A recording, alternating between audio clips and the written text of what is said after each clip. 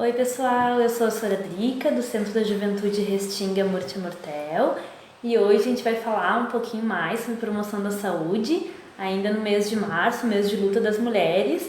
Hoje eu quero falar com vocês sobre a saúde das mulheres lésbicas e bissexuais, mais especificamente a saúde sexual.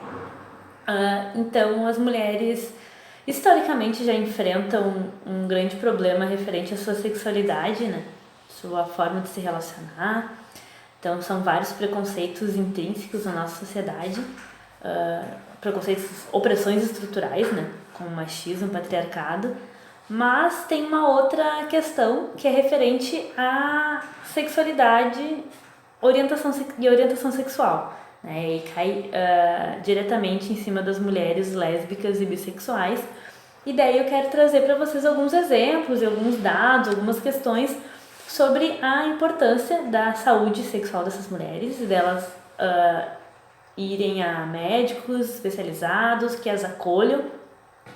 Não é novidade que a sexualidade da mulher foi esquecida durante muitos anos e lembrada apenas quando ela era relacionada à reprodução.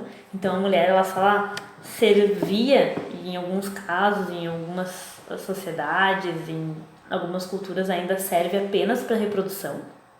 Então, quando ela não reproduz, quando ela não está disposta a reproduzir, ela é taxada, ela sofre opressões, tem sempre um dedo apontado.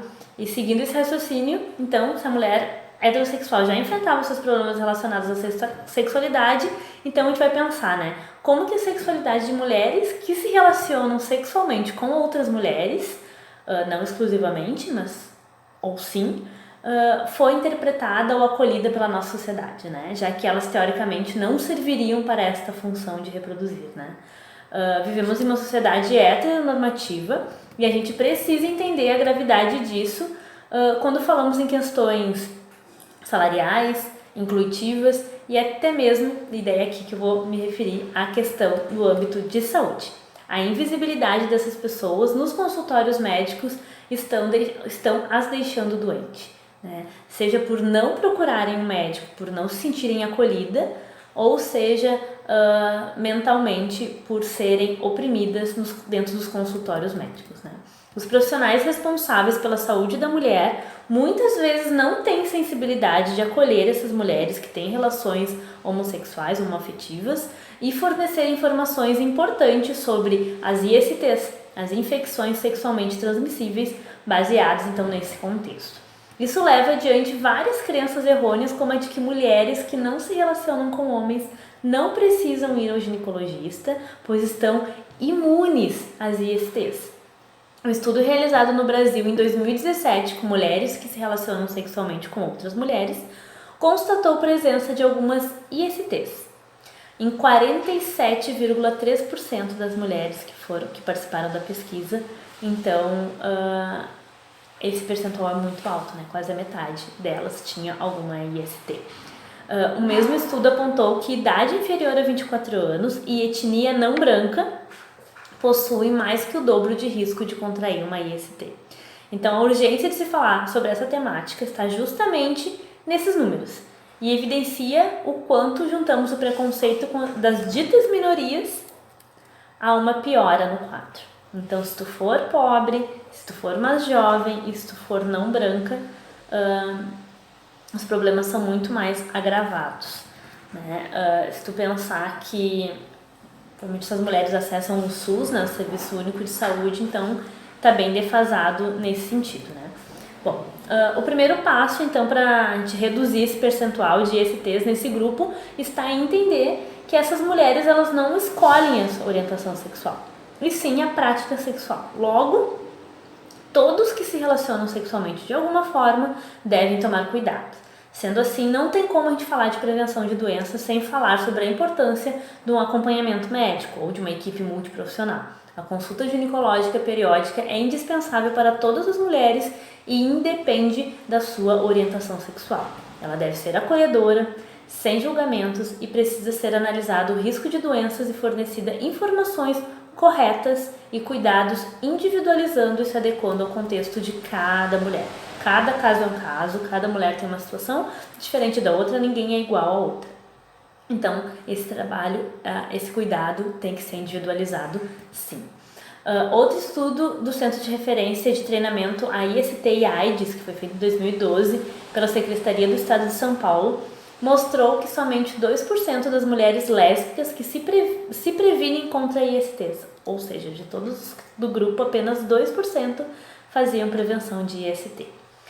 Algo que passa pela desinformação, mas também pela ausência de métodos de proteção desenvolvidos especificamente para essas mulheres. Não existe um método de prevenção especificamente, né? Então tem que se adaptar a algumas coisas, né? E apesar da prevenção dificilmente acontecer, os riscos eles são reais. Então, outra pesquisa realizada pela Unesp, Universidade Estadual Paulista, em 2017, com 150 mulheres que se relacionam sexualmente com outras mulheres, mostrou que 47,3% delas tinham alguma IST. É um dado que eu já falei logo lá mais acima, né? Os motivos desse assunto ainda ser tabu passam pela invisibilidade, as mulheres são invisibilizadas, e preconceito em relação às relações lésbicas e também à sexualidade feminina. Então, dados recentes demonstram que mais de 40% das mulheres que se relacionam sexualmente com outras mulheres, exclusivamente ou não, nunca realizaram o exame de Papa Nicolau, por exemplo, que é aquele exame para detecção de câncer no colo do útero, e que cerca de 60% dessas mulheres acredita que não transmite ou não adquirem ISTs, as infecções sexualmente transmitíveis, por não serem heterossexuais. Isso é muito grave, principalmente para as meninas mais novas, tá? Que acham que podem fazer qualquer coisa e que nada vai acontecer. Pois é. Esses dados são particularmente preocupantes quando pensamos em saúde pública. Quando tem menos prevenção, significa que tem mais doenças e, consequentemente, maiores custos ao sistema de saúde. Então, seria muito mais fácil prevenir e educar do que ter que ir lá e apagar o incêndio depois que o problema está feito, né? Aqui no Brasil a gente vê que as pessoas aparentemente preferem, ao invés de educar, apagar incêndio, né? Que é um problema. Enfim. Inúmeros fatores estão relacionados à falta de acesso e possivelmente a heteronormatividade está no topo da lista. Heteronormatividade é quando tudo se pressupõe que as pessoas são héteros, que a sociedade é hétero, que as pessoas são héteros e têm relações héteros de todas as formas, tá? Não necessariamente sexual, mas nesse contexto aqui sim, também, né? As orientações sobre prevenção de ST se destinam majoritariamente ao uso de preservativos masculinos, o que não contempla boa parte da prática sexual entre as mulheres. Outro importante fator é a grande falha na formação médica e os cursos de saúde em geral, não só a medicina.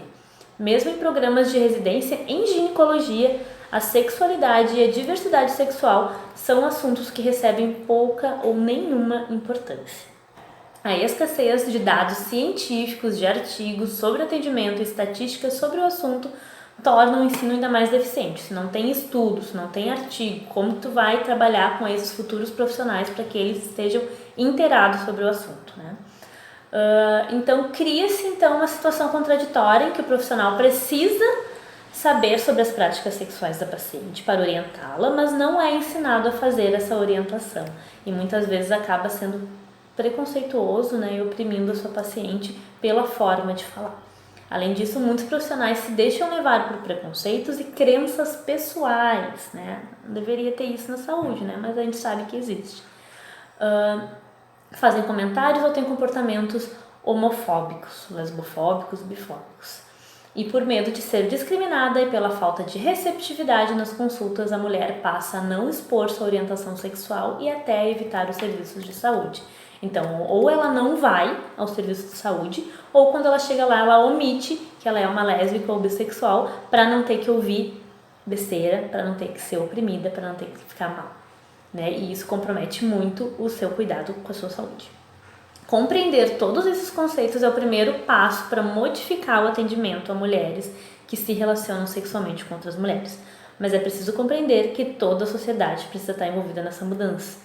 Então, essa mudança tem que ser estrutural, não basta ela ser pontual. Não adianta um médico, uma enfermeira, um técnico, uma equipe fazer o trabalho. Todos têm que estar nesse sistema envolvidos ao combate a essa heteronormatividade e a esse atendimento humanizado e acolhedor a essas mulheres. Não adianta uma pessoa só fazer sua parte. Aqui é a sociedade inteira, é o sistema inteiro que tem que mudar.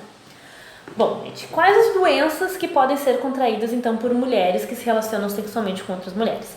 As ISTs, as infecções sexualmente transmissíveis, lembra que antes era DST, agora é IST, já faz um tempo já.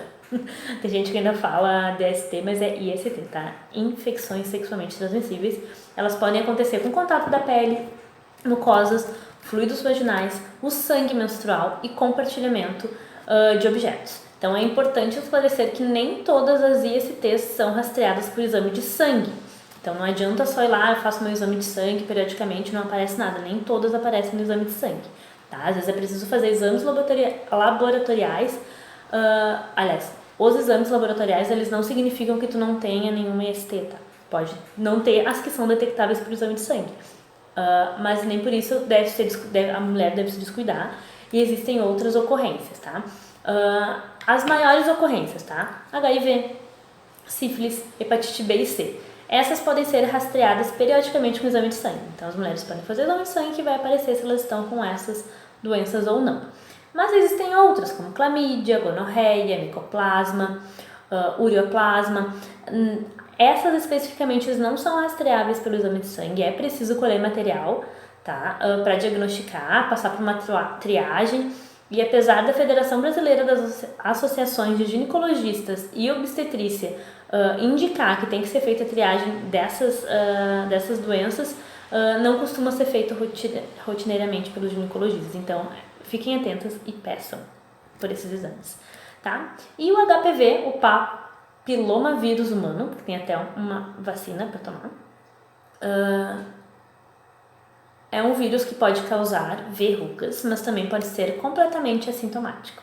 Além de causar essas verrugas, esse vírus pode causar lesões precursoras de câncer no colo do útero, e é isso que justifica a importância de se realizar o exame preventivo, também conhecido como Papa Nicolau, que pode ser realizado todo ano, ou não precisa, depende da situação de cada mulher, tá? Tem mulheres que precisam fazer essa coleta de material para fazer o exame todo ano, tem mulheres que não precisam, que pode ser de 3 em 3 anos, depende de cada caso, tem que conversar bem com o ginecologista, com a ginecologista, tá?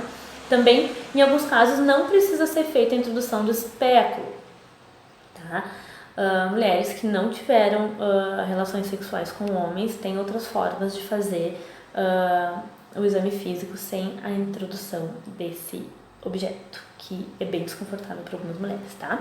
Então, gente, é necessário que os profissionais da saúde se atualizem sobre as mudanças que estão acontecendo na sociedade, visto que eles são os responsáveis por cuidar da saúde da comunidade. Então, eles têm que cuidar da gente, então eles têm que saber como lidar com as pessoas. Existe uma necessidade importante quando nos referimos à consulta médica ginecológica, pois as mulheres que se relacionam com outras mulheres, além de possuir todo um estigma de um relacionamento homoafetivo, todo o estigma que ele apresenta, elas também passam pela pressão social e tabus que a sexualidade feminina enfrenta, infelizmente, até os dias de hoje nessa nossa sociedade. Então, é preciso ter mais sensibilidade no atendimento das mulheres como um todo, uma vez que a pergunta sobre orientação sexual raramente acontece, pois vivemos em uma sociedade heteronormativa, e isso pode acabar criando uma barreira de comunicação importante entre a mulher e o profissional, que vai cuidar da sua saúde. Então, pressupõe-se que todas as mulheres são heterossexuais. E isso não é verdade. Então, essa pergunta tem que ser feita com todo carinho e cuidado, e essa mulher precisa ser acolhida e ser encaminhada para os exames adequados e prevenção adequada para a sua orientação sexual. Então, podendo não trazer informações e condutas interessantes para o seu estilo de vida, dependendo de como o médico aborde a situação. Toda mulher tem o direito de viver sua sexualidade plenamente com a sua saúde mantida independente da orientação sexual. Bom, isso deveria ser básico, né? Com um sistema de saúde público, privado, independente. Todos os profissionais deveriam estar adequados a atender. Infelizmente, isso não acontece. Então, é aquelas duas coisas. Ou a mulher não vai no médico porque ela não quer ouvir besteira, porque ela não quer sofrer preconceito, ou ela vai e omite que ela é lésbica ou bissexual, justamente porque ela não quer ouvir preconceitos lá dentro imagina que está sendo lá consultando e tendo que ouvir um monte de besteira dos médicos e das médicas que estão lá te atendendo. Tô precisando de ajuda, está buscando atendimento médico, e eles simplesmente te invisibilizam e te tratam mal. Então isso causa danos bem sérios e bem graves, assim, da mulher não falar mais sobre a sua sexualidade, que deve ser falada abertamente, ou simplesmente não procurar ajuda médica e depois, quando vai detectar que está doente, até muitas vezes com câncer, que daí já está um grau muito avançado, não tem mais o que fazer, que poderia ter sido detectado bem no comecinho e ter tido um tratamento adequado. Enfim, gente, hoje o assunto foi um pouquinho mais tenso, mas acho que é importante trazer isso, porque infelizmente isso acontece. Então, se tu for procurar na internet, jogar, tem vários casos de mulheres que denunciam preconceitos que passaram dentro do consultório ginecológico, isso sem falar de abuso sexual, tá? Eu entrei aqui só na questão de opressão, LGBTfobia. Então, tem várias outras questões bem mais punks, assim, relacionadas a abuso e assédio sexual também. Mas por hoje eu queria trazer isso, então, meninas, gurias, não se sintam envergonhadas, oprimidas, conversem com a família de vocês, procurem um profissional adequado para te atender, se tu se encaixa entre lésbica ou bissexual, ou mesmo se tu é hétero, tu merece também ter um atendimento humanizado, um atendimento afetuoso, um atendimento cuidadoso, individualizado para as tuas necessidades, tá? Se tu for em qualquer atendimento ginecológico e for atendida de forma ríspida, se tu não se sentiu à vontade, se tu sentiu que alguma coisa estava errada, denuncia, não fica quieta, não acha que é normal, se qualquer coisa te incomodou, fala, denuncia, fala para tua família, fala no posto, fala para administração, não te cala, tá? Então, independente da tua orientação sexual, se tu sentiu que alguma coisa tá errada, que alguma coisa ali não foi muito legal, alguma coisa tá muito estranha, a forma que o médico falou, te tocou, enfim, se tu achar qualquer sinal, qualquer coisa, tá? Não é da tua cabeça. Respira fundo e procura ajuda, tá bom? Então é isso, gente, por hoje é isso. Nos vemos ao longo da semana, então, em mais vídeos. E se cuidem, fiquem em casa, cuidem de vocês, cuidem da sua família e até mais. Beijos. Tchau, tchau.